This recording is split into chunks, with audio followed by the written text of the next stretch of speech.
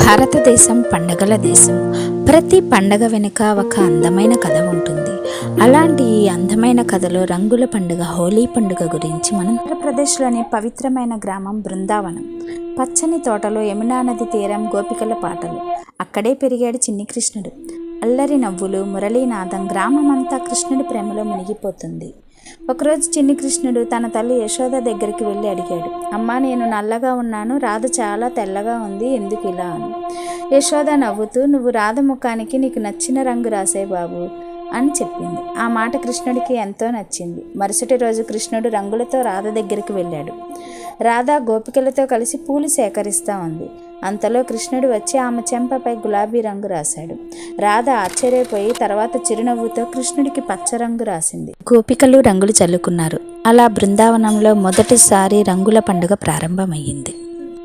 హోలీ కేవలం రంగుల ఆట కాదు, అది మన మధ్య తేడాలను తొలగించే పండుగ. రాధాకృష్ణుల ప్రేమ పవిత్రమైన భక్తి రూపము. హోలీ ముందు రోజు హోలికా దహనం జరుపుతారు. అది చెడు మీద మంచి గెలుపుని సూచిస్తుంది. ఈరోజు బృందావనంలో హోలీ ఎంతో వైభవంగా జరుగుతుంది. బ్యాంకే బిహారీ మందిరంలో భక్తులు రంగులతో సంబరాలు చేస్తారు.